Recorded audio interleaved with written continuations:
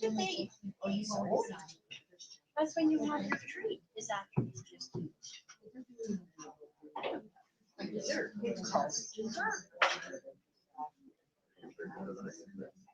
So, there. It's hot. It's tea. No. That's all sugar. It'll put me in a coma. Hi.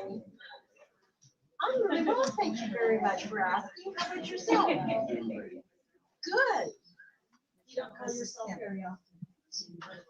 Do you know who you're voting for?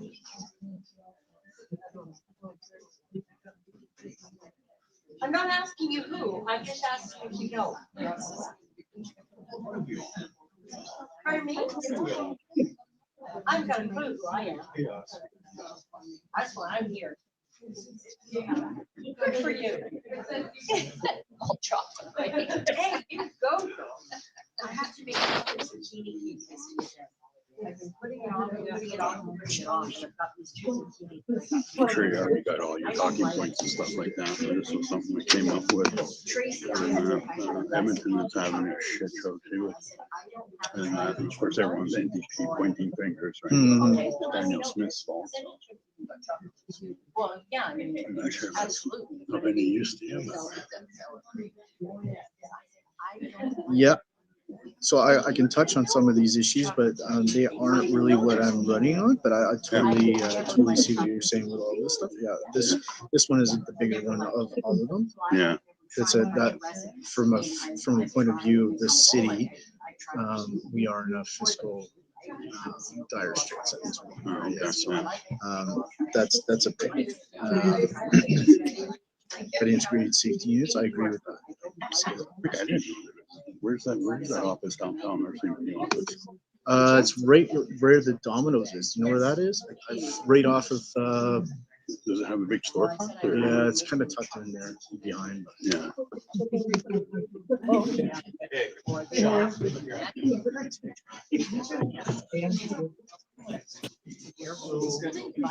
now we have myself and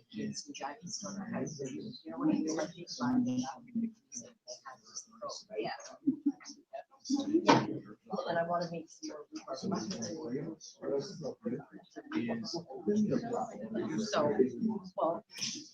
and I want to.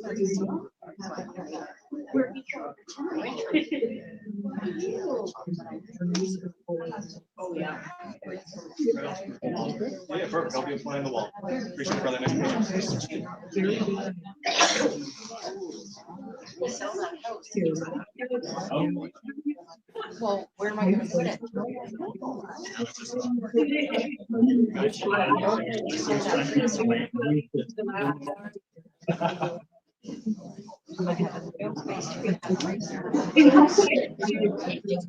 Geez, won't go.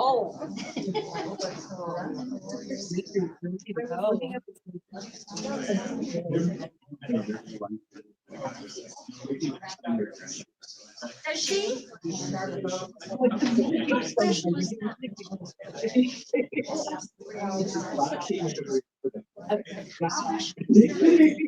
Like, what a great family, right? That's a joy I want. Gonna be standing and walking and doing stuff. Oh, I have kids. I have kids. And that's fine, that's their choice. No.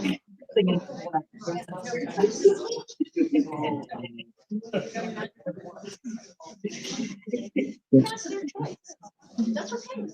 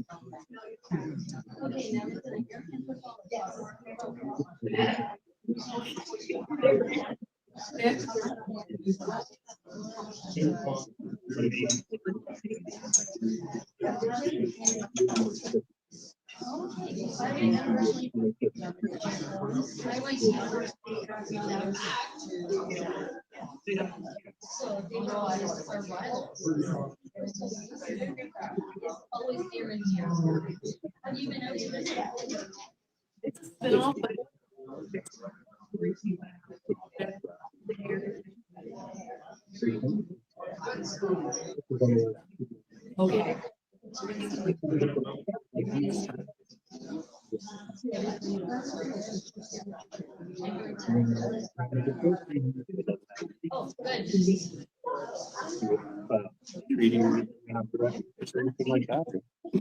That wasn't specifically told to do that. That's not something I normally would do, but yeah.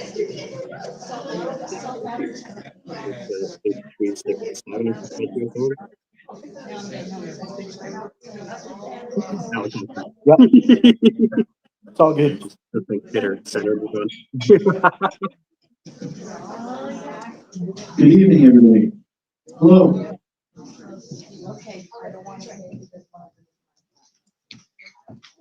Do we have stragglers coming through the door? Stragglers. So I want to thank everybody for coming out. I do truly appreciate it. My name is Christian Comet. I am running for city council here in Red Deer, the 2025 city election. I have Anthony Polak as well, running for city council, and Hans Housing. Hans, yeah, I'm forward. No worries. So we've had some other guests that were planning on coming here this evening, but they canceled last minute. So we're unfortunately understaffed for the evening. But so what I figured I would do is just give you sort of our platform real quick, and then we can open up the floor if there are any questions anybody might have about the elections. Any concerns that you might have with living in the city, and any ideas that you might want to put forward to anybody that's coming on the council. So I'll start off and say, I was in the military for 5 years, in armed forces, from 97 until about 2002. I did some things here in Canada, right here in Manitoba and Toronto, and other things as well. So after I left the military, I became a private investigator for Rutgers University in Toronto. I did some high profile cases there for about 8-9 years, working for the anti-drug and anti-crime stuff. And one of the cases I worked on was the pretty high profile hate crimes went before the Governor General of Canada for a gentleman that was a Israeli student that was coming in, putting in bomb threats underneath the doors of student groups and was causing chaos on different campuses in and around Toronto. I put together a undercover team that eventually caught him red-handed, and that case went before the Governor General of Canada for the first hate crime states in Canada. I was also the private investigator that caught the 4 people that were looking for the Pidherney power plant in 2004. They happened to be students that were engineering students that I just so happened to be doing my rounds and caught them taking photos of the Pidherney power plant from the lakeside, which is illegal. You can't be doing that. And so, long story short, we ended up finding out who they were, and they were on the terror watch list from Canada. So that was pretty decent that I caught them doing what they're doing. Fast forward a couple of years, I started a record label in Toronto called Misfortune Records. So I started doing that for off and on 4, 5, 6 years. And unfortunately, it didn't really pan out, but it gave me an opportunity to understand my business and entrepreneurial skills at a very early age. After I closed my record label down, I decided that I wanted to see the country a little bit more fluently. And so I got my truck driver's license and I went long haul truck driving across the country in the United States and in Canada. And I got to see a lot of this beautiful country that we call home. I recently moved to Red Deer about 3 years after the pandemic, 3 years ago, 3 or 4 years ago. And I love this city. I think that this city is fantastic. I've lived in big cities all my life, and I can tell you, Red Deer has a beautiful homestay. It kind of makes me feel like a small town, but in a big kind of space. So I generally love this town. When my mom was working for Burton Bailey during the campaign, the budget campaign this year, somebody had mentioned to me I had always kind of really wanted to throw my hat into the ring to do politics. And I figured city politics would be a good way for me to stick my toe in the water. So here we are. It's been since April that I've been on the campaign trail, and I left my trucking job in July, and I also own 3 online businesses as well. So it's been a transition for the last 6 months. It's been busy, but it's been good. So what brings me to Red Deer to want to be in city council? Well, my leadership and my accountability skills from the military have really driven me to want to do this job. And I don't think of it just as a job. I think of it as being accountable to all of you, the people that live here in Red Deer. And I don't think that Red Deer has had a very good leadership set of skills in city council. I have been to numerous city council meetings. I've had meetings with the mayor. I've had meetings with all the candidates that are running for mayor and that are running for current city council. And so my mainstay for what I really do believe that the city actually needs is a revenue plan. Right now, the city isn't generating enough revenue. We're creating pockets of areas where the city has to raise taxes to the point where it becomes really problematic. I've talked to a lot of people that live in the city and outlined in areas of the city and business owners, and they all have said that they are very upset about the taxes, the increases of the taxes without the services that we're going to provide. I can see that. I can agree with that. So the city needs to have better revenue income streams than it currently has. Relying on just property taxes isn't really going to do it. So from my standpoint, I think that the city should be bringing in subsidy for new businesses, whether that be $10,000 or $5,000 for brick and mortar stores, so that if somebody wants to open a bakery, they can get a $10,000 subsidy from the city, so that they can employ people, or they can manage their books properly, or however they see fit for that money to go forward. The other end of that stick is I think that we need to have more tourism come into the city of Red Deer. When I say tourism, everybody I'm sure has seen the episode of Amazing Race Canada. Thank you. I just drew a blank on that. So yeah, everybody was talking about that when it did come out, and everybody was really proud that Red Deer was on the map. It was on TV. It was really, you know, everybody was like, "Oh, this is great, fantastic." Yeah, it is great. It is fantastic. But we need to have more of that. So I had meetings with Red Deer Tourism and had them talk to me about international events here in Red Deer. And so the main thing for that was that we need to have consistency to have people come in here on a regular basis to be put on the map regularly for conventions and sporting events and that sort of stuff to have more businesses brought in from international that's going to bolster our hotels and our restaurants, and the money trickles down into all of your independent businesses. So that's another way you can do it. Then my final kind of piece of the pie is affordable housing. And I know that everybody's been talking about this from the federal level all the way to the municipal level, and it's been a big deal. And understandably so.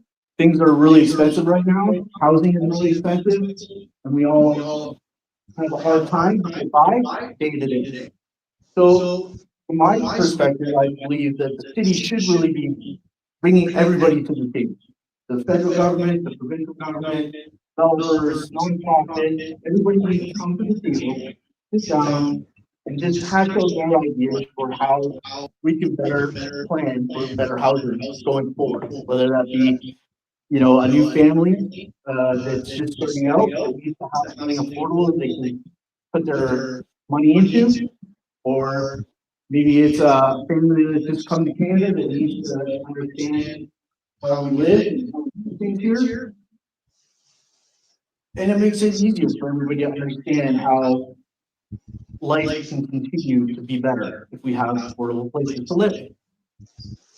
I understand that the city has had some issues with the capstone problem, and I'm not really too versed on that whole problem, but I do know that it is a problem. So I don't necessarily think that the capstone was a bad idea. I don't think anybody had the idea that they were going to be like, this is a bad idea, we're going to do it right now. I think the city kind of put their foot forward with the hospital, which was a good idea, but didn't follow through with it later on. And so now we have a backlog on homes that are supposed to be developed with capstone that haven't really been developed yet. And it's been delayed. So we need to push forward through that and make sure that we're looking for new property development and getting better properties settled up in there. So with that, I will finish up and I'll pass it off to Hans and let him give you his platform. Thank you.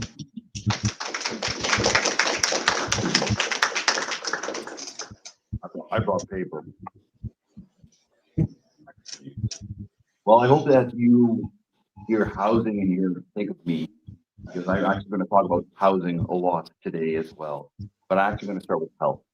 One of the grave concerns I have within this particular city, and it's hit my own family, is a lack of health. And that could be just physical health, it could be mental health, a wide variety of things. But one of the things that I am advocating the most strongly for is that we need to change the plan for the current hospital site. They are trying to shoehorn way too many things into too small of a site. And it is becoming so difficult to even have access to this particular site. So let us change the idea.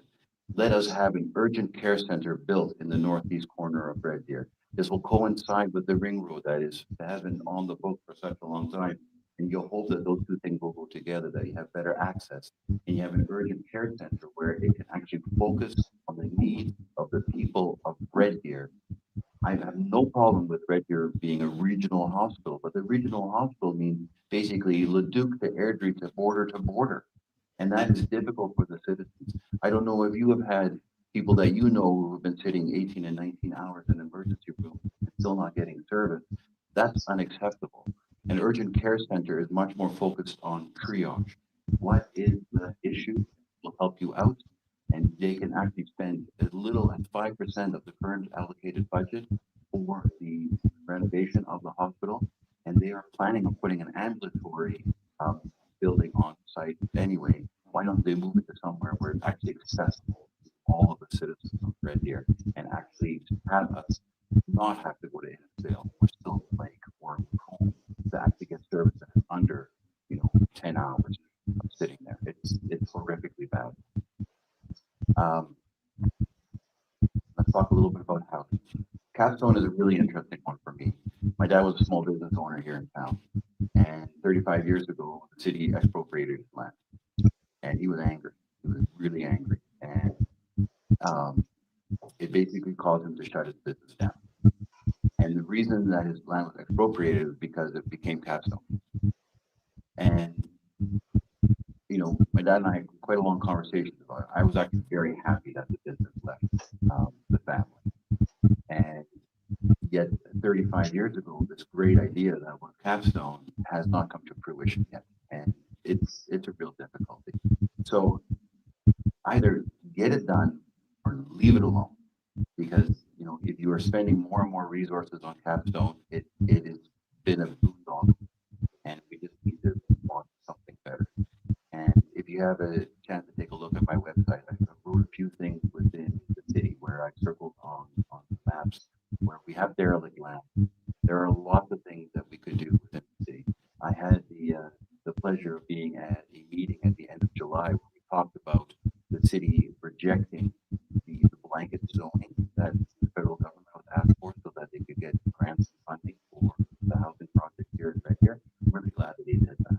Blanket zoning basically means that any building can be built anywhere. And that's not how you plan a city. That's how you plan chaos. And it may work in Ontario. It doesn't work in Red Deer, Alberta. And unfortunately, I find sometimes that certain levels of government forget that all politics is local. And having that idea of a blanket zoning within Red Deer does not work. And in fact, you know, I'm not against multiplexes like the federal government was asked to be built. You know, 6 and 8 units is fine, but you don't cram those into established neighborhoods. You don't put that in a woodland. You don't put that in a park bin. Capstone would work. The Venture ground would work. The derelict land that's downtown would work. But you don't shoehorn that in. And I also really feel that the city needs to be starting to advocate for zoning for small homes. They have just recently passed that Laneway homes and carriage homes, but that is not the same thing. We need to stop focusing on building being landlords and actually having individuals being their own individual home. A home and family is the basic economic. If you have your own home, you put your money into your own home because that is where your heart lies. And that is what I would love the city to actually start to advocate for as well. That we need to start advocating for home ownership, not this process where people are becoming landlords. Because that's what the federal grant was doing as well. It wasn't for the city, it was for developers. That the developers could come in, they could get a 20-year amortization, and they would be able to pay off the loan for 50 years. And what was happening is that they were building rental units. And part of the deal was with the federal government that if they paid 10 units, 2 of them would be subsidized for rental. And the reality of it was is that within a year or two, subsidized units were back to market price. So they needed, you know, that's a law under the contract. They did not think that was truthful. And we do not want to see that happen. So I'm glad that council, for the most part, rejected the grant. But that's not $12 million we don't have for housing. But we need to start looking at ways in which we can actually increase housing. And I would love to see some developments like we have in Calgary. They focus on tiny homes. The one in Calgary, in particular for the veterans, there are 24 homes centered around the community center. At that community center, these veterans are able to share a meal. They're able to get therapy, physical, even counseling and things when needed. And then it's a social group as well. And I'm not saying that's necessarily the model that we would use here in Red Deer, but just the fact that they have that model is something that Red Deer really needs to take a look at. And I don't want to take up too much time because I definitely would love to have some questions to the audience. But the last thing I want to talk about is just zones. The Red Deer has started zoning in. I fully agree that we start taking a look at a different economy from Red Deer. But Red Deer has always been a agricultural oil and gas town. And we have so much potential here to be something different. And I would love the city to start looking at the gig economy. So I find it very interesting. Christian says that he has 3 businesses online.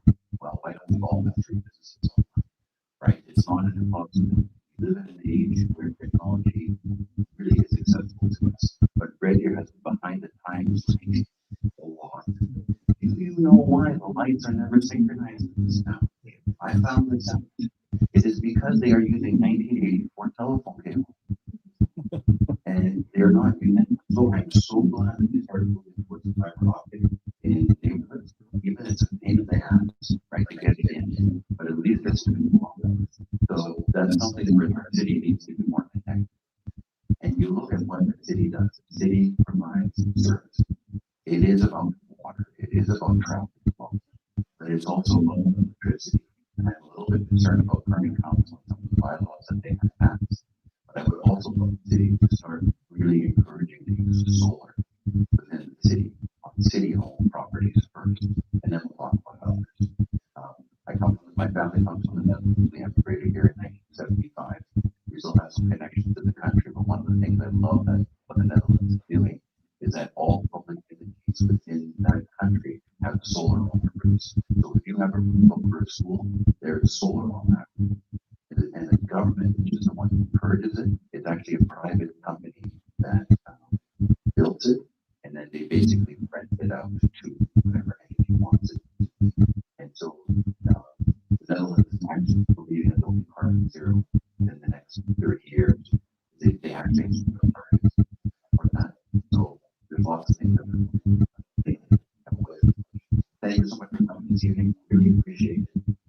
And you know, you guys can reach out to me if you have any further questions. Thank you.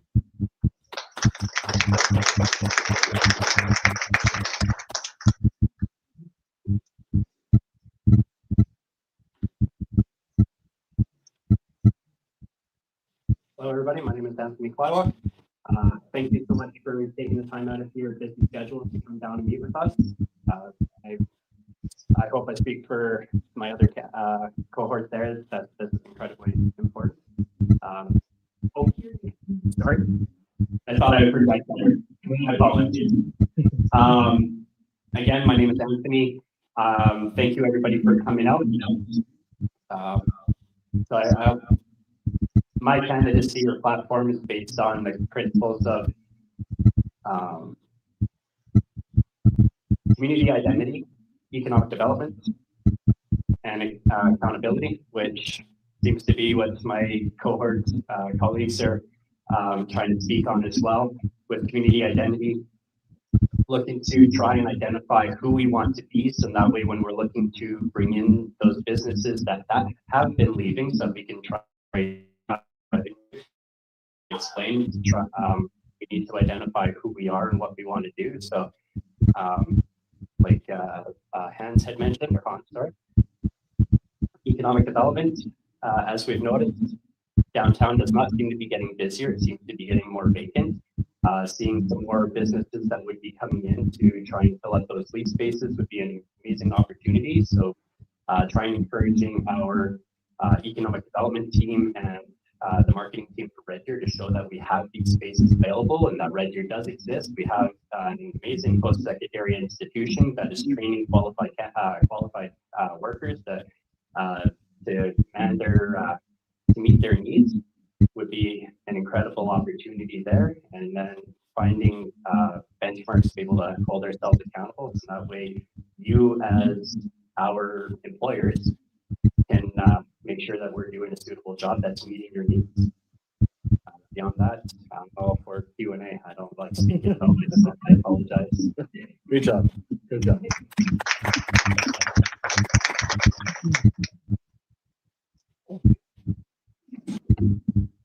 Oh, no, absolutely. My apologies. So I guess now we'll open it to Q&A.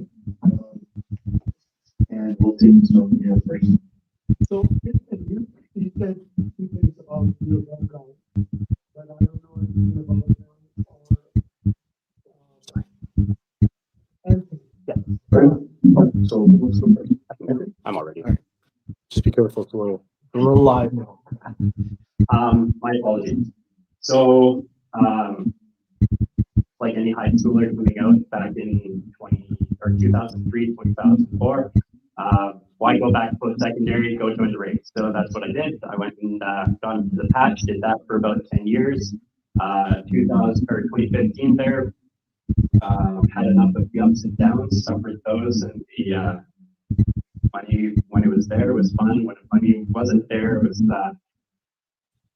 unskilled.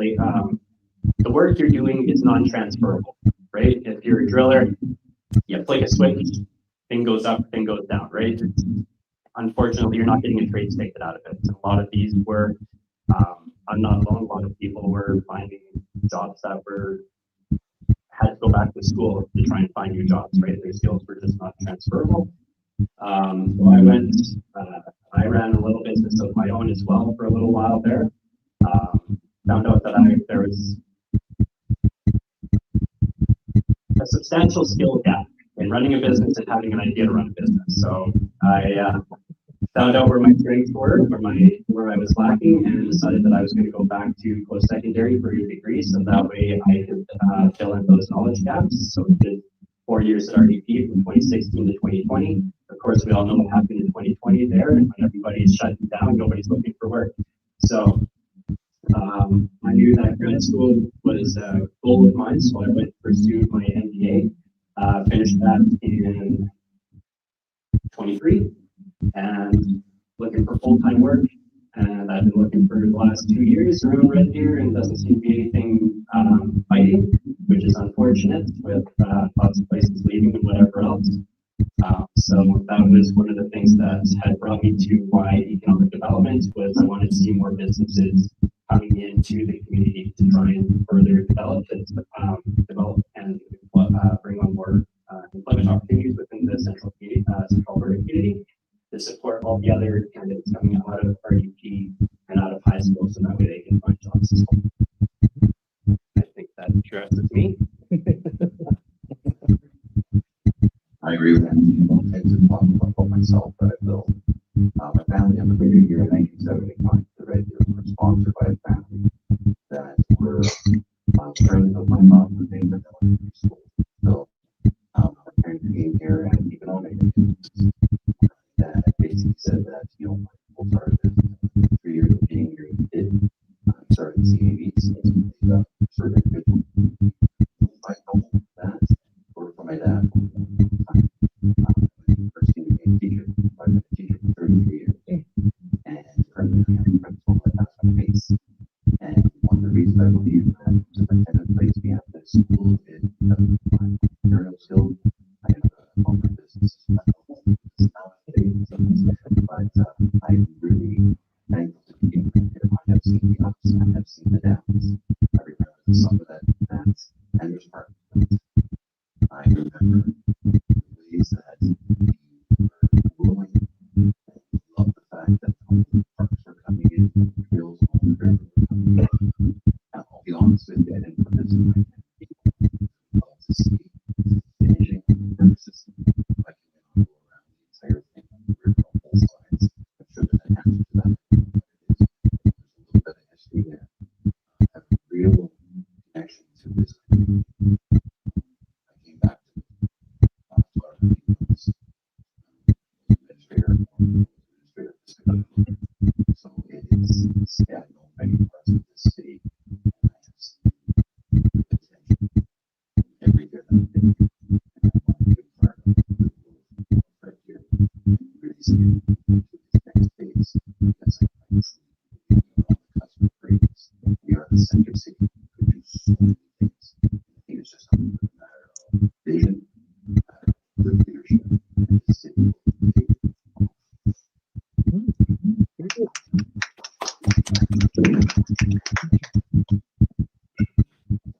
Oh, that's fine. Okay, I'm just gonna go one more person. So,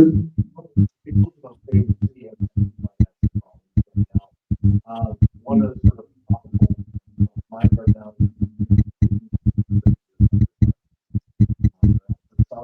and this year alone, they've earned $3.2 million over time versus a state-sized city.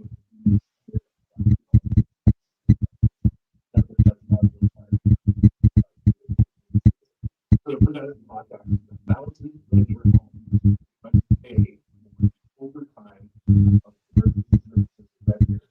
And I've asked online, it doesn't do what the answer what you call. I'm getting mixed results from mixed individuals. And the question is, what will you do if elected to the city of Red Deer as council to help solve the problem and that you're going to next year? That's more than the Calgary with over 1 million for their part of it.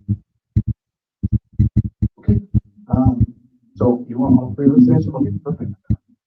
So I have the opportunity to speak to the union fire department and do a tour. Not to excuse me, my voice is cracking here. I did do a tour of one of the fire halls, and I did talk to a fire captain. It's been pretty prominent in the fire community here. There is a lot to unpack with firefighters, but what I can tell you from my particular amount of it, I can 100% one. Based on my military background, I can tell you those people, they do a really hard job, and there is a lot to be expected of them. Red Deer trains them to a degree of training that is level of techniques in recovery, and they expect them to work certain hours that are pretty hard. So we currently only have 8 ambulances that service the Red Deer area. And so what happens is that you go to the hospital and you get transported to into Calgary. You have to take one of our paramedics and transport them to another hospital in Calgary. Now, for a medic or a fighter, they're in that ambulance for the duration of that shift. So that would be 12 hours.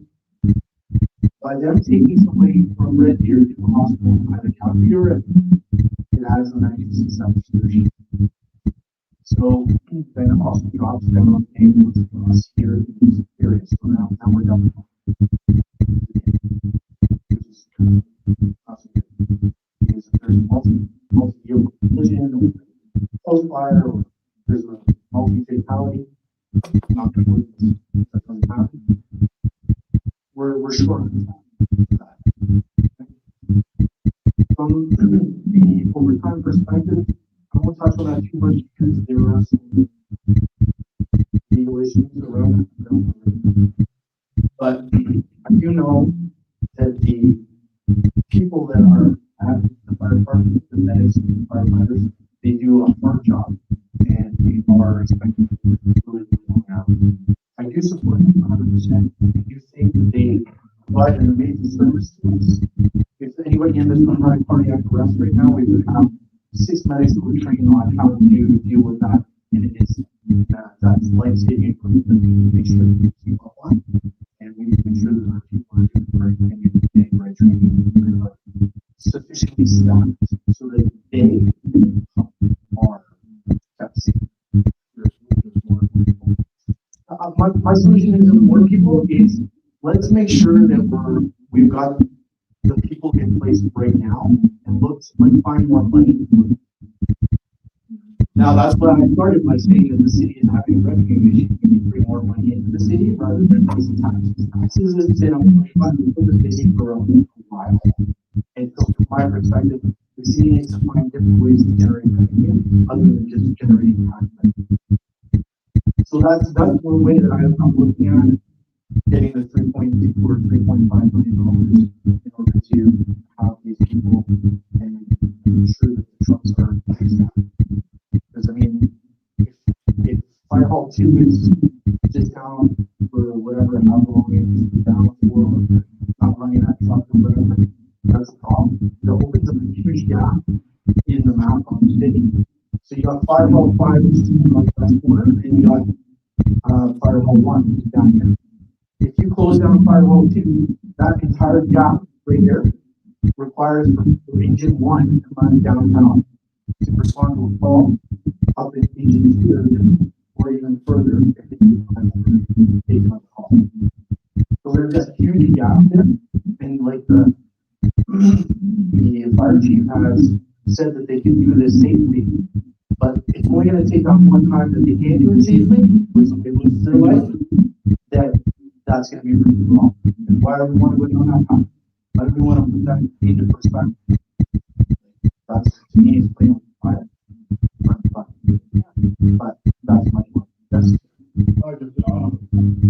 question, why do you feel that the downtown? okay, we'll let the other two gentlemen answer that fire question, and then we'll get to you in a minute. Is that okay? Yeah. Okay. my response to it could be different. So I apologize for that. A lot of it, the response to that would have to come down to research, because there is no simple answer. If I give you an answer, it's not going to interface you, or tomorrow it's going to be a completely different result, because we could say hiring more people offset the overtime, so that we compensate with more people filling in the need. Might not fix it, right? So we have to come up with what would be appropriate for our city, what would be appropriate for our needs, we can address the ability to respond to anybody that needs the services immediately too, as well as we're responding to them. I would pretty much be on the same side on that, just making sure that we do the research and be able to address that needs. That way we can fix it tomorrow, and we're trying going forward, try and set that benchmark and try to.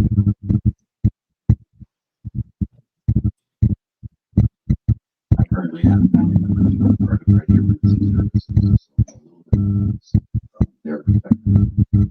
Is my understanding that trying to find a balance is big in energy that morale because it is difficult to work at a job where you always have something day in and day out. I truly believe that if you are looking for some things that are firefighter, I truly believe that the recruiters have to take part in this because there is a brand in there as paramedics, but there needs to be having unacceptable. The number one job in the city is provide service, and one is to consent to pay the city for your reserve average anybody else. And I don't understand in terms of that. To get somebody to use we're not prepared and ready to serve citizens of ready to change the standard. So I take a look at the how we fix this. The morale piece, hopefully will be a portion of that. Because if you are happy with your job, you will do your job. You will not follow the same. There's a little bit of difference. What used to have certain large cities, stay with home. Certain results are very happy with the goals that take the laws. I'm not saying that's the case here, right? I can feel a little bit of that happening because I know that there are many lives who truly are firefighters very difficult. So there needs to be some balance there that brings some free. But you take a look at the training, the firefighting why does every single member need to be a firefighter? I can just be a firefighter to be good at that. And be a paramedic to be good at that. You don't ask me to be you just don't. Right? You need to make sure that you have training from greater county.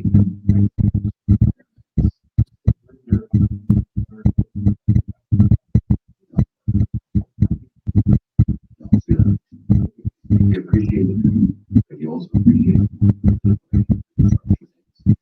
Everything comes from firefighter, you have paramedics. Lethbridge has firefighters, paramedics. So there's all the different ways. The fireman has to be very important thing. So we did that. So how we went. Well, we just the city council did that. We just changed the job practice. Or firefighter, and they basically fire chief. So the training firefighter would be enough firefighter training.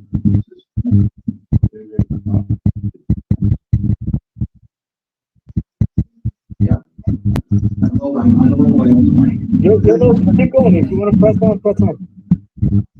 Yeah.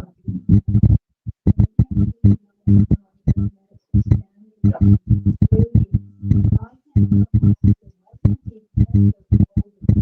Yeah. So that's good.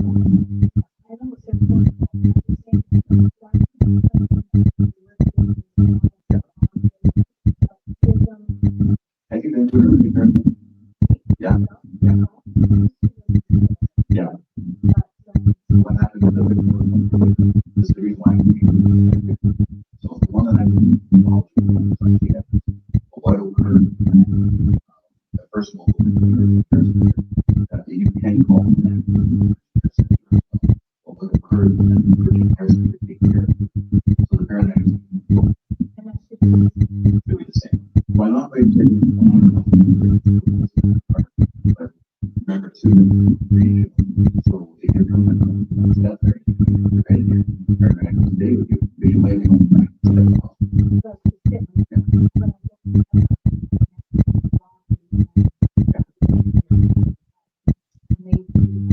Yeah. Yeah.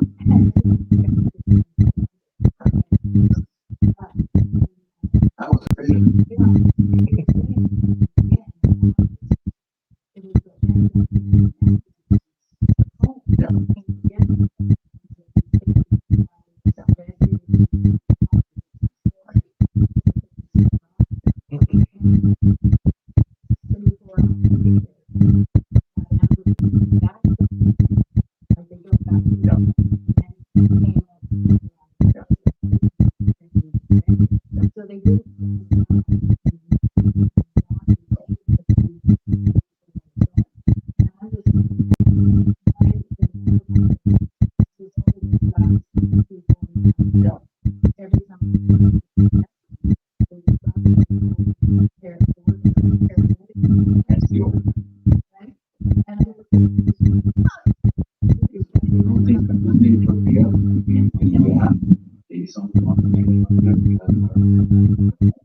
And then also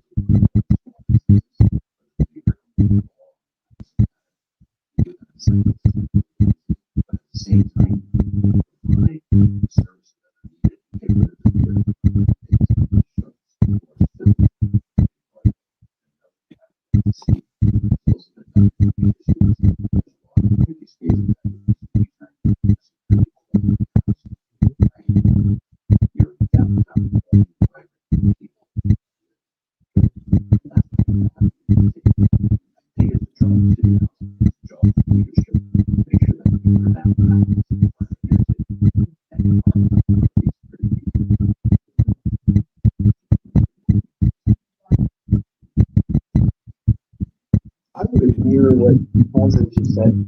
So from my perspective, the subsidy for new businesses would also help them.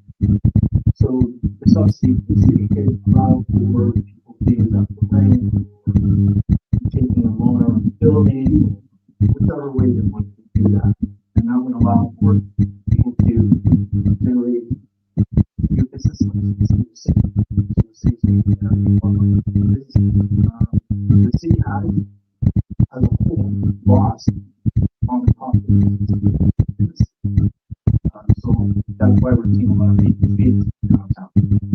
So if the city were to give a subsidy for new businesses that would allow for rent or wherever being employment, then they could ideally make more money on the businesses on the return for the year. They have done a pilot project with that, and it didn't work.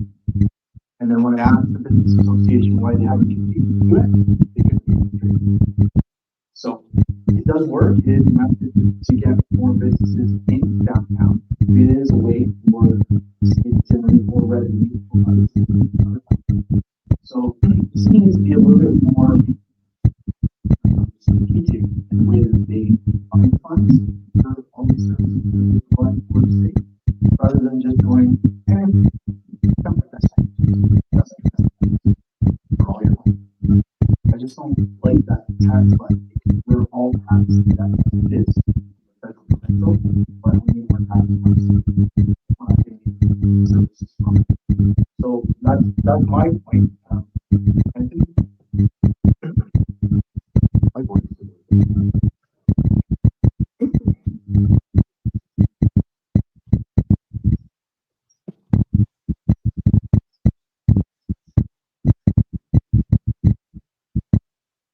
I think part of it would be, I agree with the tax part.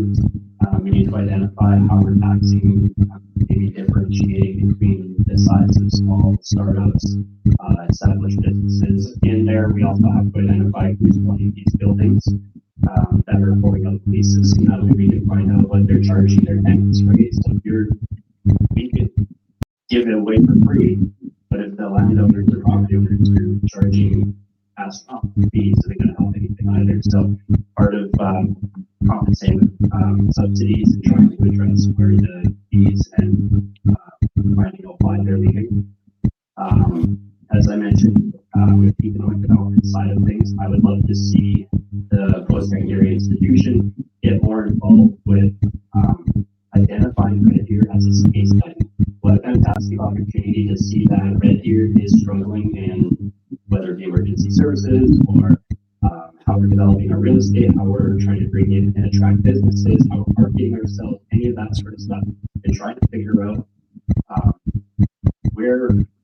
how to best address that. Because comparing ourselves to other communities at a certain point becomes apples and oranges, right? We have to figure out what's Red Deer's struggle and how we're going to address that and how to try and support that. I would love to see with the subsidies or potential subsidies, the post-secondary or an incubator, an accelerator come into town to try and help small businesses start going. So that way they can get to the point where they can start occupying some of these empty buildings, empty spaces that are downtown, getting more financial, whether it be private investors or some more funding that can help businesses try and grow and find themselves more successful instead of suffering from brain drain. A lot of our businesses and a lot of our talent leave Red Deer, unfortunately, to go to somewhere else because that's where the support is. Calgary has those incubators, has that private funding, has the supports that they need to be able to grow. Why is Red Deer bragged about being the center of awesome, but we're not taking in any of that? I mean, I talked to some local representatives at our EP here, and they've indicated that they didn't even know that some of the entrepreneurial and small business support centers were in town. They had no idea. Well, how does that exist? How are you teaching entrepreneurship and you don't know what's there to support entrepreneurship and what's there to help them and other stuff? So gaps that need to be addressed, to be able to help out with being able to get those businesses back and trying to support them so that they don't run away. So what you're saying is that on business downtown, realtors don't want to do real estate. You know, when they got 5, 6, 7 people, you know, all on.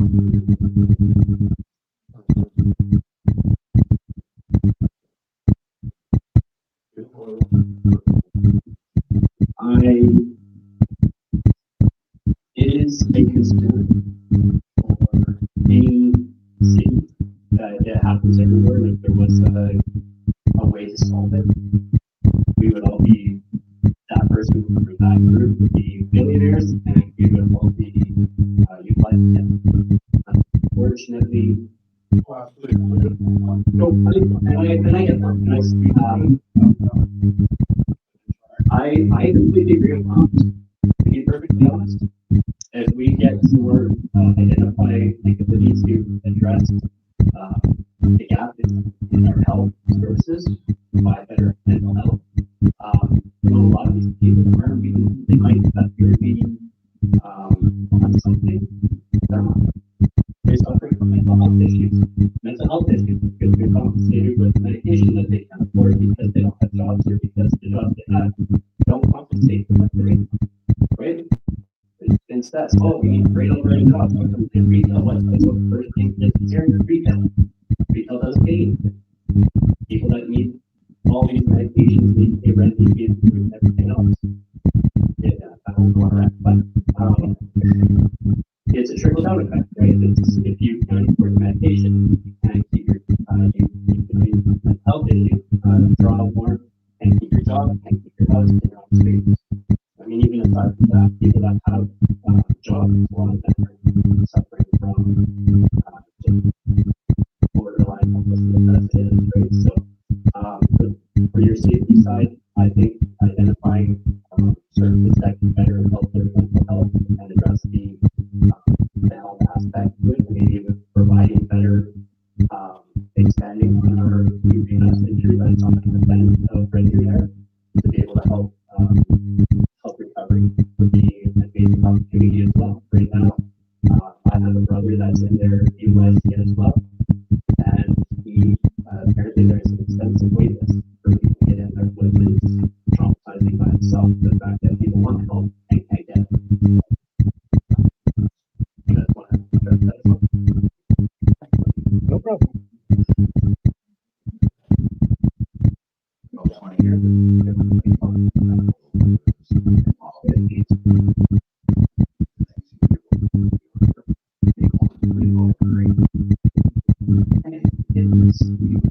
Basically tracking down read about himself, just the neighbor lived in freedom about, and they were taking a look at this gentleman for 10 years across the city of Freedom between healthcare, policing, incarceration, food, services, everything you can imagine. $1 million. That's the change with all that money. I would love the city of Red Deer to take a page out of Regina.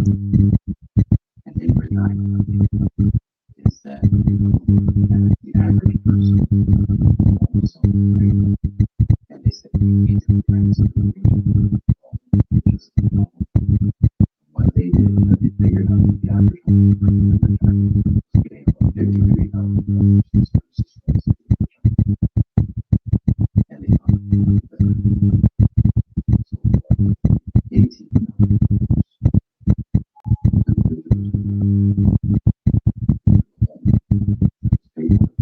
small their home. They had access to mental health services. Every other man, every needed. They were given a job. This was where they were given access to family.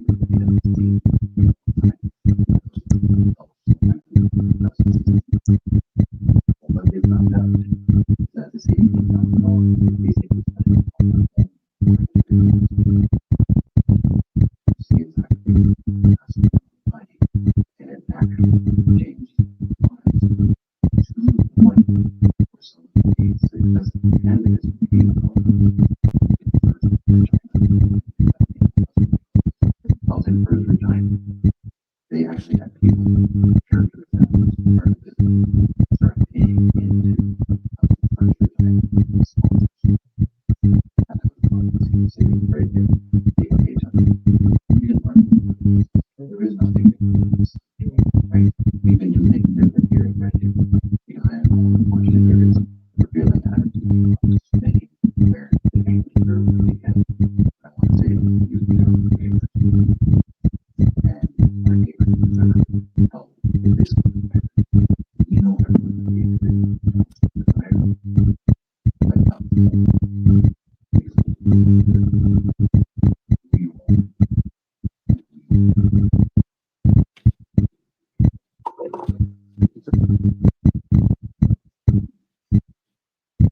so I'll probably my letters written down.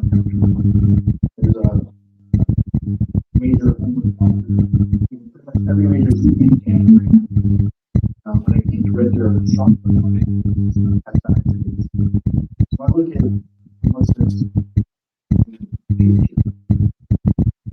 One thing that after kind of I'm very speaking I say this, I'm not joking.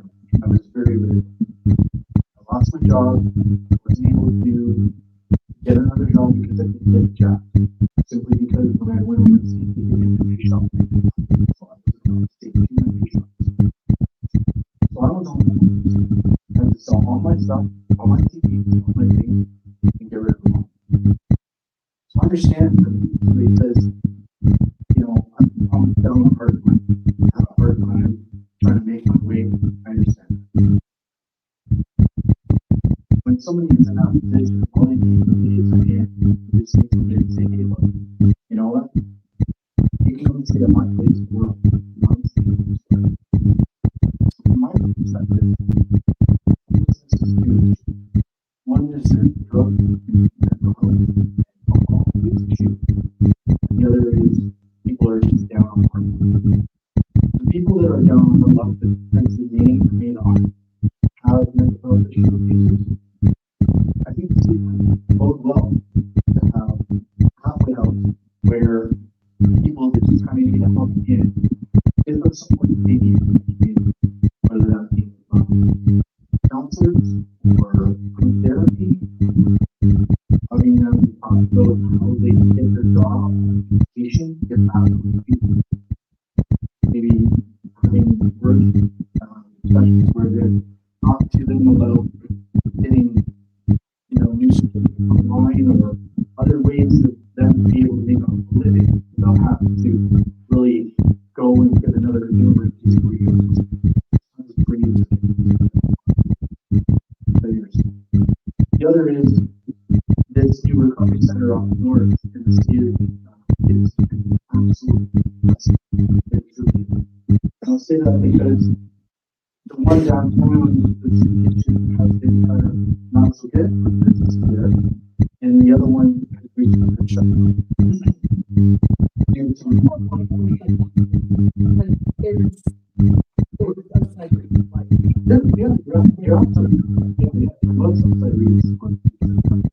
It's not 100% accurate all the time, so I won't necessarily put my neck in it, but I do know for a fact that there was nefarious activities there that necessarily weren't the best for that property, and that there were some issues surrounding that. So that way there. No, the divestment of funds. Right, and that was the reason why the province did that was because of the issues that they had set forward for them to have funding. The property owners or the people that were what I was told. That was what I was told. So that's what I was told. And so the new recovery site that's been built up in office is a good thing, right? I've always said that, you know, if you have people that use drugs in the downtown pool, if they're going to stay where their dealers can come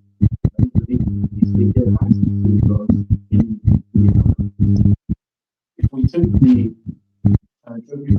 recovery if they so wish, and they got recovery, they got help, and they got better on the team, then it's better for society. It's better for them, it's better for health, it's better for society in general. But if everybody goes downtown and they see everybody is, you know, high, or they're sleeping in, or however, what do they call it, bendies? You know? It's not good. You don't want to take the kids down. You don't want to go shopping down there when people are like that. And it breaks my heart. It truly does. I don't like to see it. I'm sure not many people do. To see it, it breaks my heart to see it. I want to help these people. I think they do want to help. But it's whether or not that person wants to. And that's just things.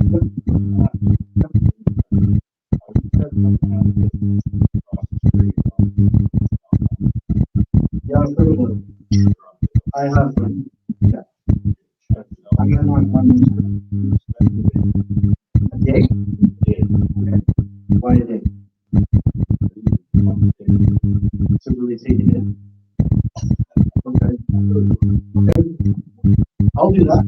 I'll put that in. I'll totally take it to her and see what. Okay, yes.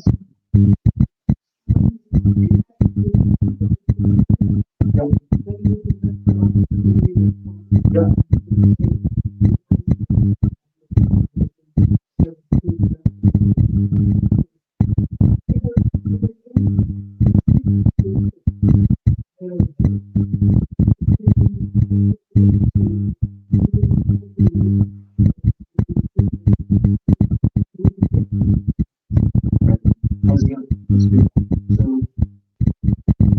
That's kind of where I was going with the halfway house idea, where the city owned the property, they can immediately just put the people that need put in place there, whether it be like some housing manager or something like that, come in and just kind of oversee it, move the people, understand what their needs and wants are, and then go on that.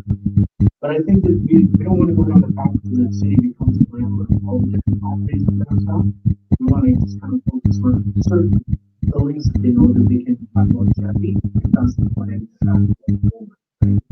And so we also here, we're asking each individual of us to do this. We're not looking to remember the council is 8 people plus a mayor. And so we all have to come to agreement with some kind of systematic way of dealing with the situation. I think that's a fantastic idea. I think it could be a good way for us to look at taking city property and reusing it for better purposes.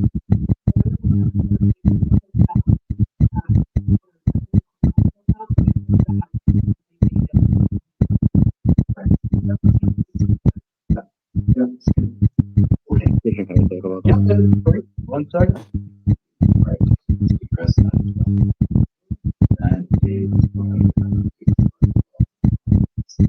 that's the face area that I'm very yeah, a lot of families that I call my house. Homeless. I'm surfing.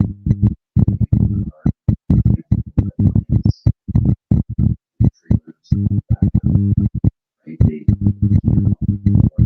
deposit on the price. They can't afford it.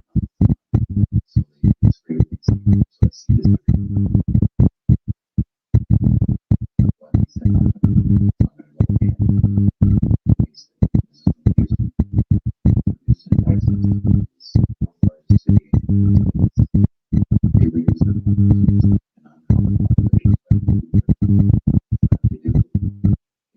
Every single service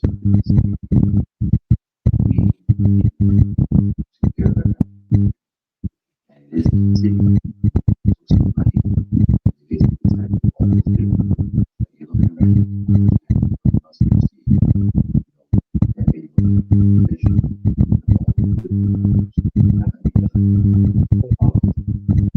what needs to happen in the city needs to be organization. It says you take care of this, you take care of that, you take care of this. We'll help you organize it together. Right? Knowledgeable, vision. I don't know. So they've been trying to build the city here for the last 6 years. And they have had a lot of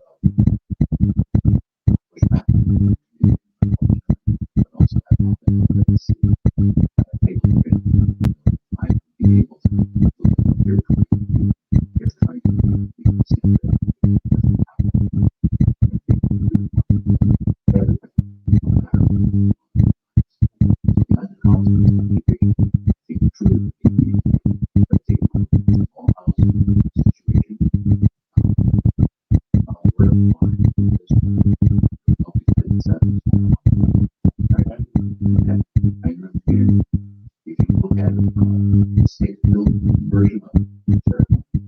You can't do safe build very common, but you could manufacture the backup system, which is speed critical thing. The manufacturing is multiple, between $29,000 and $35,000. The seed can cost $30,000 fully self. And the city should be creating a landscape. Should be creating a landscape. Think those small parts of the land is quite tiny, terrible small, very close to the but imagine what we get what we have been small there. And I'll give you the history of the city of Red Deer. Where that bus station is, that's where they have the density, right? So we have the same problem 100 years later. Do something. And the city needs to be to activate these happen. Get all of these divergent up together. They will look at the art.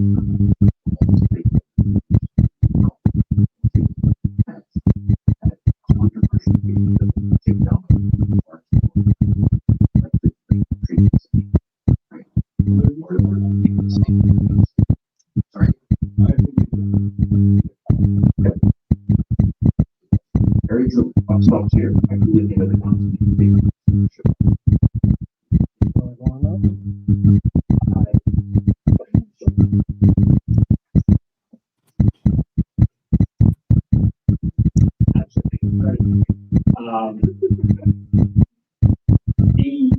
sorry, what was the sector downtown called again? That's the one down to the hospital ground.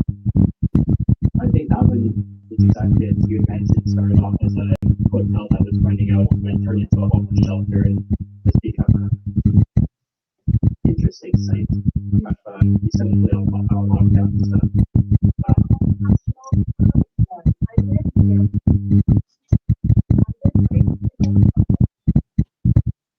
And how do you feel about it?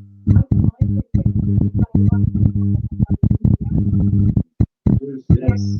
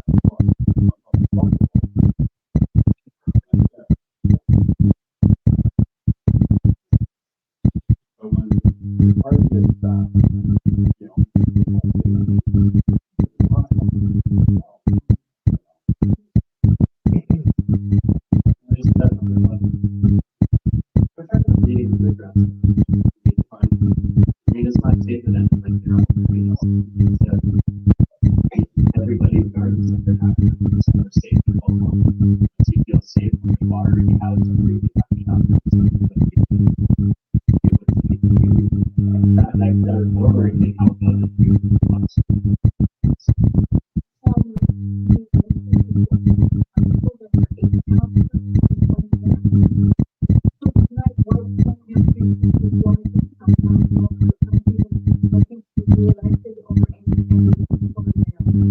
That is a fantastic question. So today was a meet and greet for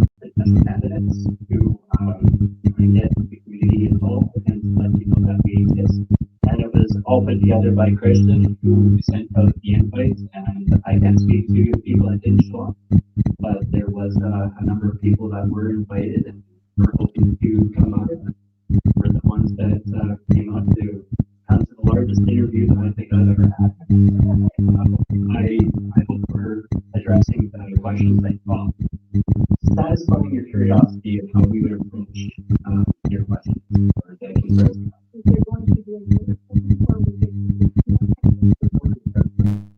There's actually quite a few.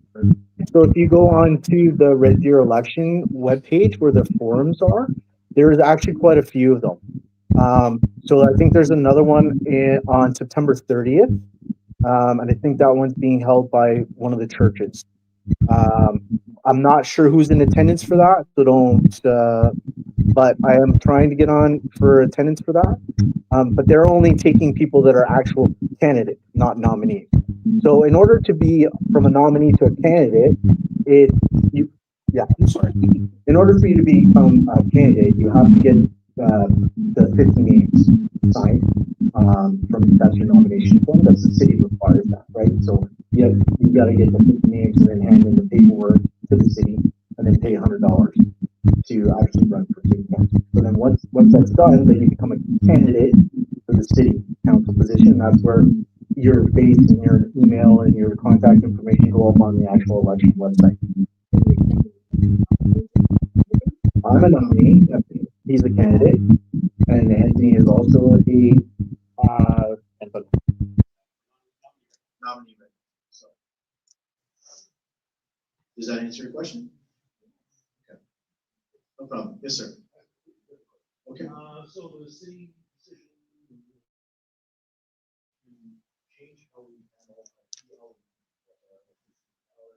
in Red Deer, we decided to rotate off from these four city centers into a private entity that is there to be run by the city.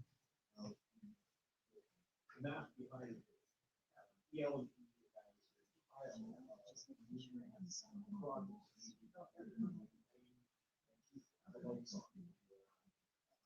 already in the first year, we had a 7% increase in transmission costs for Joe Taxpayer and 50%. A, I would like to know how you voted on that, what part of council, and B, what are going to be costs.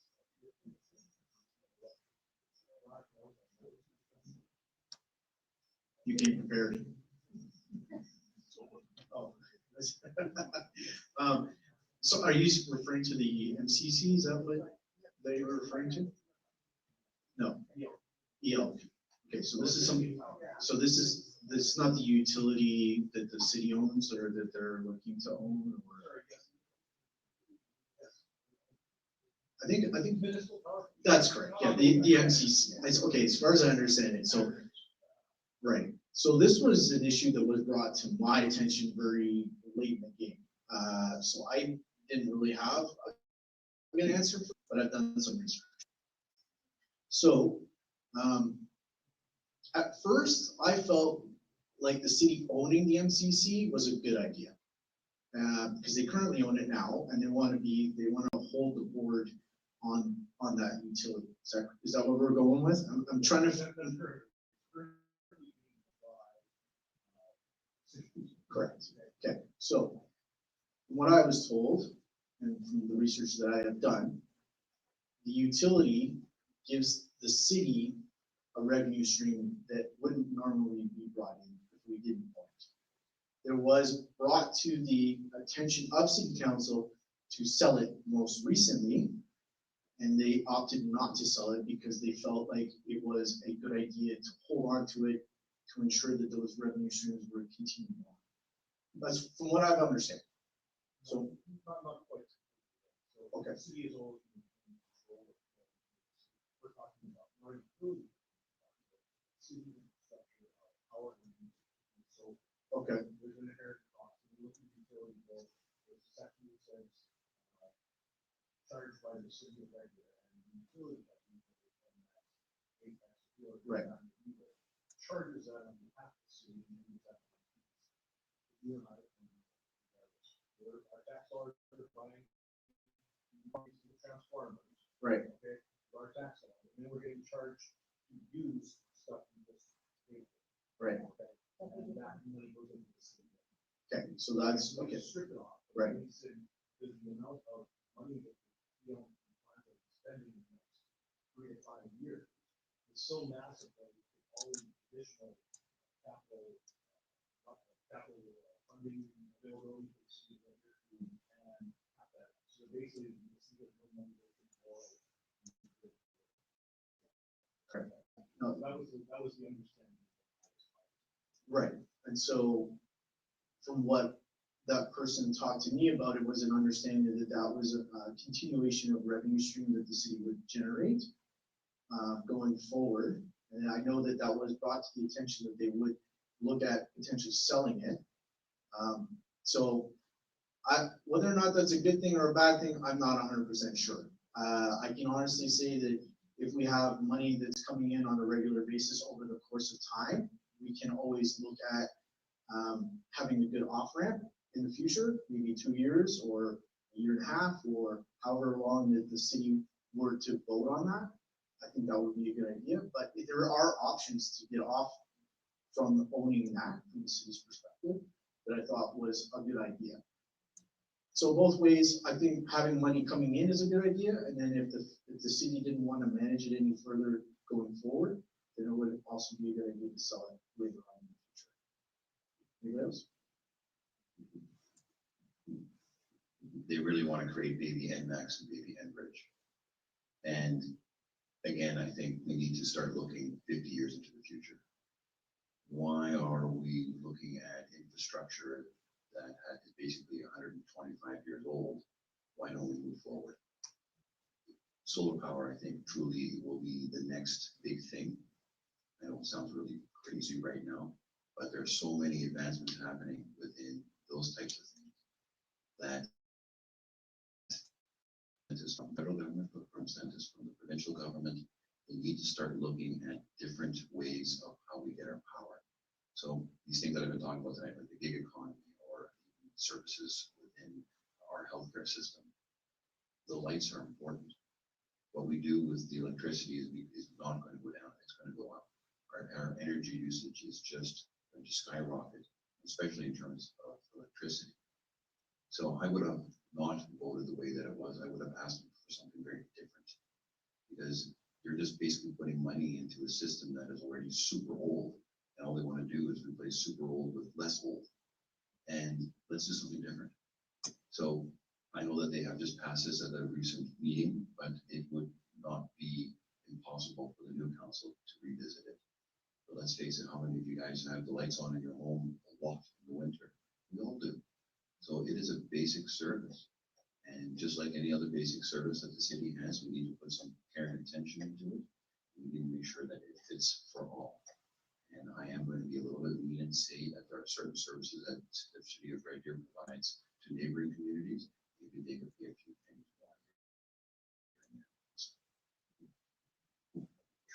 I won't walk away. Any other questions?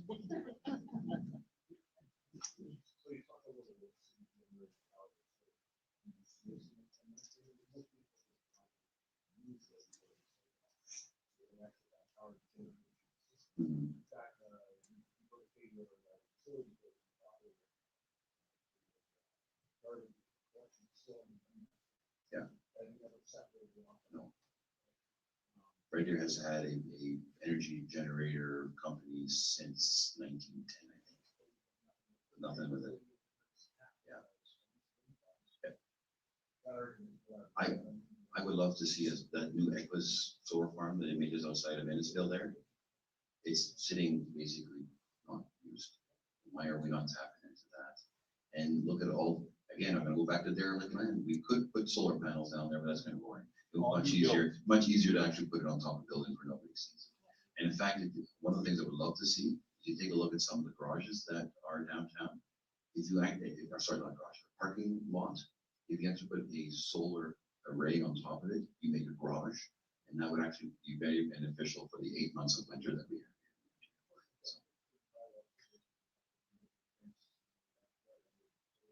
Yeah, absolutely.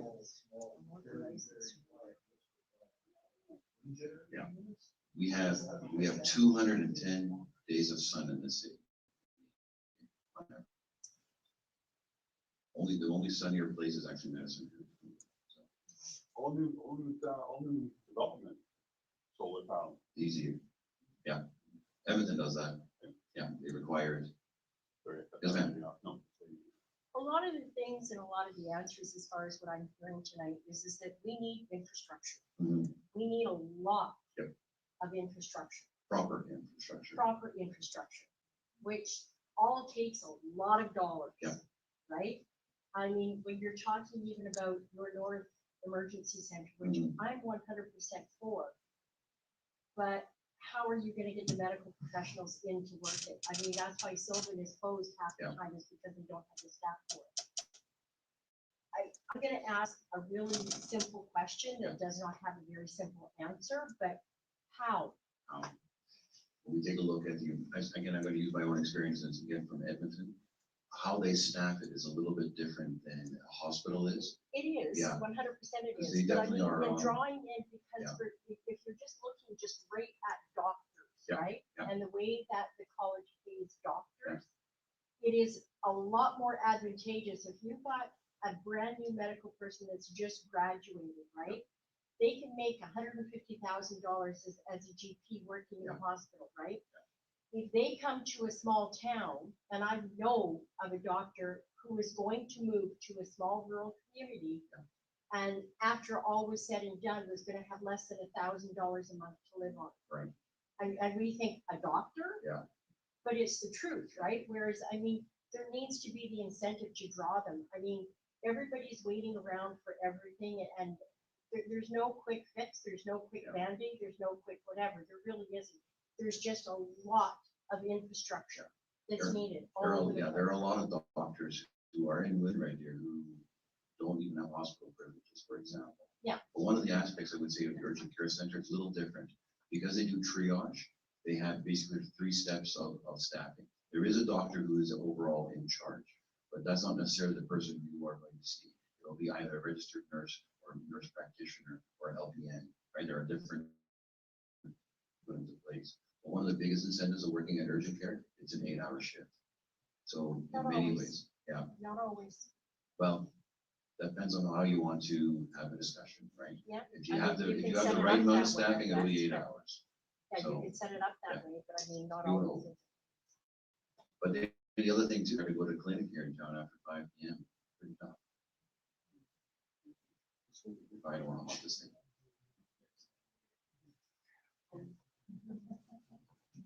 I don't know, was it a question enough for everybody else? Well, I mean, it's basically as far as, because we've all talked as far as the things that can happen and what happen.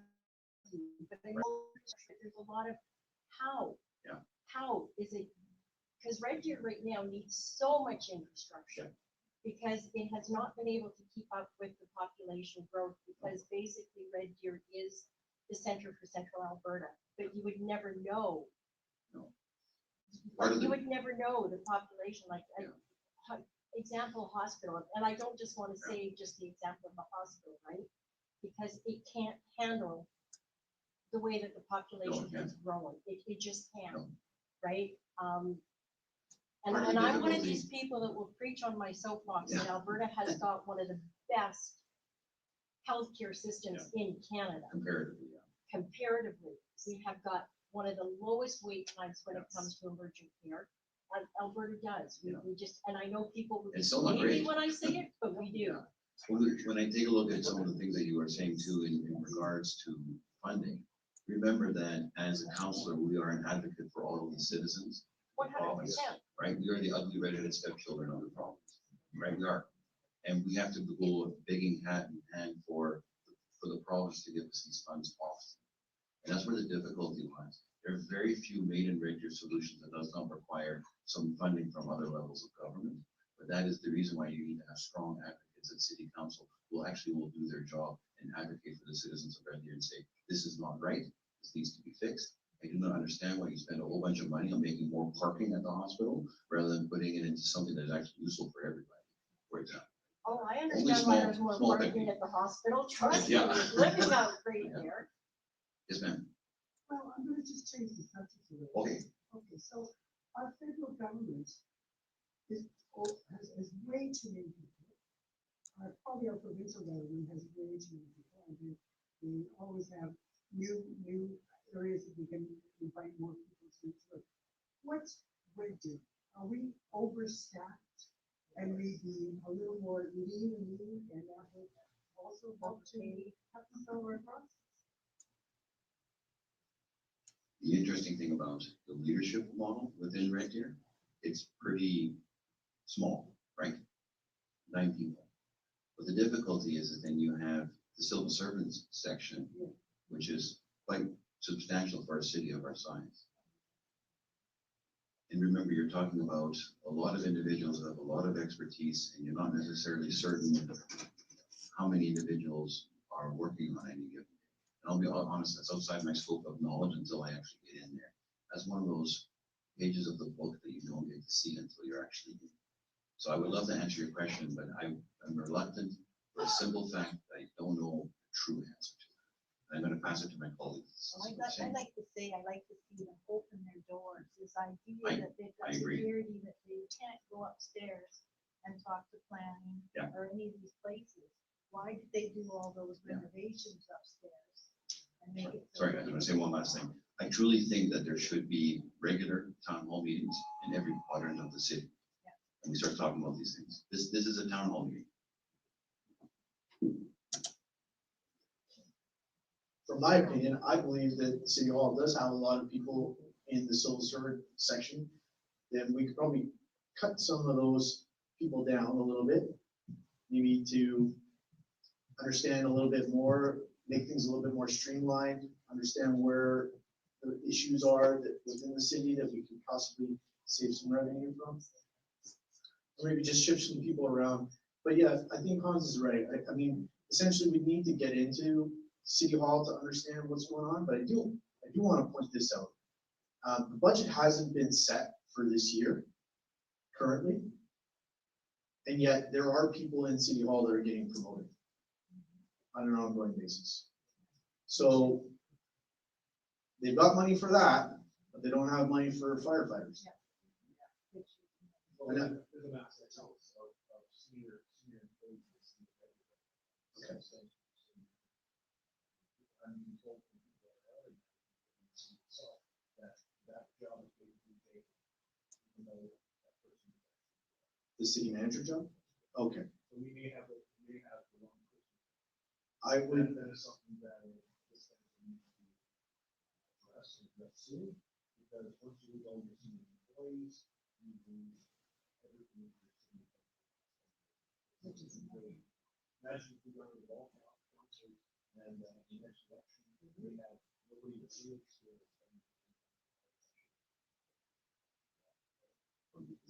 There's a big issue, but to her point, the city of Red Deer has become the city that is here to treat 99% of the population. And we cannot offer services to everyone. It's just not in the budget. That is the reality of the situation. But, each person gets to learn, right? That's the way it works. So you really better go and go, hey, you better have that. And make smart decisions when you do that. Yes, revenue stream is important. You're not going to go into a council and say, hey, by the way, revenue $100 million. It's not going to be like that. It's everything that you the city. So, you've got to be ready to cut. Cut where are those? Very right. Every city employees for a raise, and they probably deserve it. So what's happening? okay. So every citizen is doing more with less. That's right. And our council can't adapt to that. Not just our council, the city. The city. The overall of the city can't do that. Our firefighters are key, our police are key. I just want to touch on your point a little bit here. So we were talking about homelessness in the encampments, right? It costs the city $7,000 every time they have to take one of these encampments down. And then they turn around and they go and build it somewhere else. So the city is kind of throwing money on the fire, just taking these encampments down and then somebody goes and builds another one somewhere else. So it costs a lot of money for the city to be running this kind of program, but doesn't get anybody any benefit at all. I agree. But we need to solve that root cause problem so that we're not spending $7,000 every day on an encampment or $14,000 or $21,000, whatever, however many encampments they take out that day, right? It's just a waste of funds. From the other end of that, with the city manager, I do understand that that has been brought to my attention specifically about that one individual or that particular job itself. It has been kind of hasn't been run properly, right? And I think from what I've been told is that that person is treating people with absolute disrespect, and I think that kind of hallmarks to the firefighter issue as well. I didn't want to touch on that, but I do understand that that is an issue that's been going on over there. So I would like to see, but I mean, we need to get into to figure out what's the intricacies of what's going on in the departments and such like that. But I appreciate your comments. Yes, ma'am. I was just thinking like this, the Downtown Business Association. I find that, like they say, they're not associated with the city. Who pays for them? How does their, like, The businesses. no, but so they collect $800 every year from every business downtown. And they tried to collect money from the Conquest, now Capstone area. Yeah. And they said, no, thank you. We've had our own security, we've had our own situation, we need downtown. Right. And to sit down and say that Capstone is part of the downtown, how can it be? We've got 4 or 5 lanes of traffic to cross before you get downtown. Yeah. So to put the two of them together. I think the barrier is Taylor, is not. Yeah. I think Taylor is the barrier for downtown. Is not. It's like, Yes, yeah, but so- they call the Downtown Association where they're doing draws, Yeah. they're being part of. because they're starving for money. They need money. Right, Yeah. because nobody's downtown. That's right. Now, I went to different Christmas, different things downtown that was supposed to be put on. Right. And the Downtown Business Association was putting on a thing, charging all these people to come in with their crafts and everything, and nobody's coming downtown. Yeah. There's no street sign saying that this is the building where this craft sale is. Yeah. Even all the snow and crap out front, you couldn't even get, cross the street to get to the place. Right. And then they had the nerve to tell people they couldn't leave after, leave. Right. We've got 4 hours here yet to do this craft sale, and the people are like, nobody's been here. Yeah. Why are we sticking around? Yeah, so just a quick point on that. So I don't know if anybody watched the current city council meeting that just took place last Monday. It's on YouTube if you want to go and take a look at it. Current city council sat and talked about the downtown parking for 2 hours. Did you not? That problem is a problem in itself. However, it's a subcommittee problem. It shouldn't be brought to city council's attention to have to try and redo that, solve that problem, right? So I'm finding that a lot of the things that the current city council are doing are solutions that they've already found to problems that were from 10 years ago. And they're like a dog chasing their tail. They're like, well, no, maybe we should bring this back on, and maybe we should kind of consider what signage, and maybe we should kind of do this. And I kid you not, you can watch the video for yourself. 2 hours, folks. 2 hours of them going back and forth going, yeah, well, we really appreciate everybody's time and attention on this matter, but we really should be looking at making new signs and making it easier for other people to understand and stuff. But they don't understand the real reason why nobody's going downtown, why nobody's paying for parking. It's because there's nothing to do downtown. There's nothing to draw people downtown to come and do anything there, first and foremost. The major demographic that goes downtown are the senior citizens of Red Deer. Senior citizens can't figure out how to pay for parking because they don't know how to use QR codes. And I'm not being disrespectful when I say that. I'm just saying that's the simple fact. Nobody wants to figure out how to use an app and use a phone, and technology, and all this sort of stuff. Or a 16-year-old without a credit card. Exactly. Yeah, good point. No, not at 9 o'clock, no, but during business hours. That's what they're claiming. So I'm just going off of what they're saying. A parent shouldn't have to pay for parking, you take their kids to the spray park. I agree wholeheartedly. Yeah. You know, it'd be nice, and I'll give you this free idea. But I love the city gardens and all, and when I visit it once a year, it's just lovely. And how freaking cool.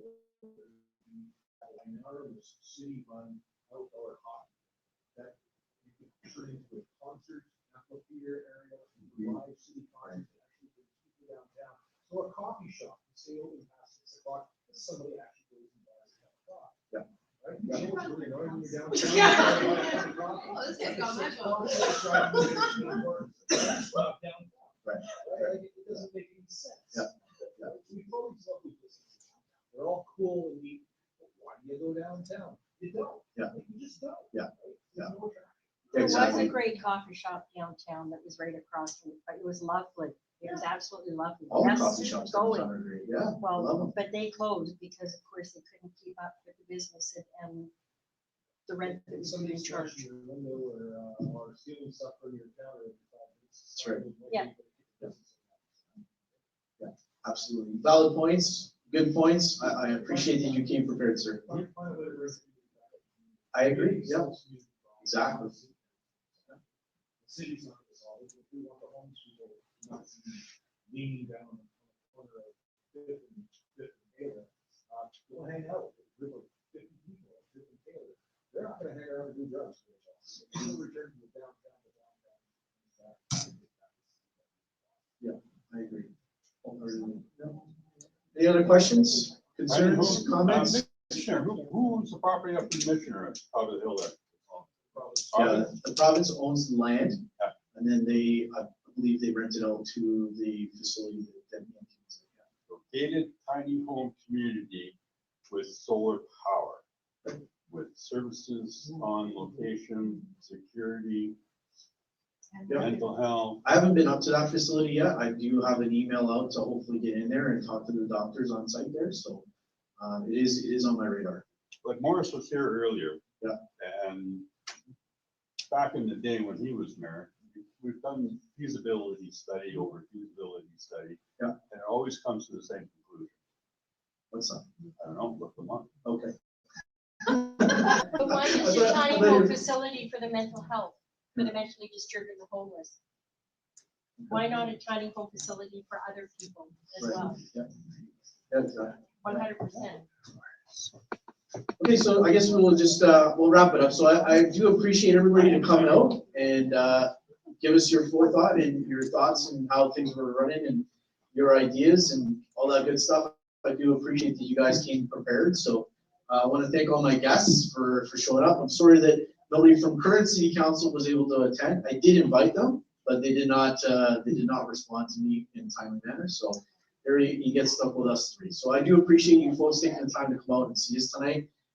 Take some treats and stuff and coffee on the way to go. And we'll hope to hear from you on October 20th. Thank you.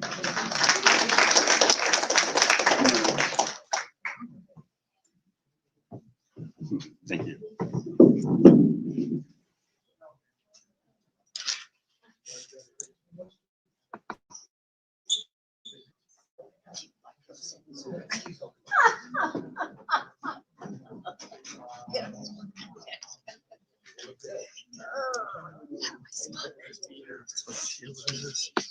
Oh.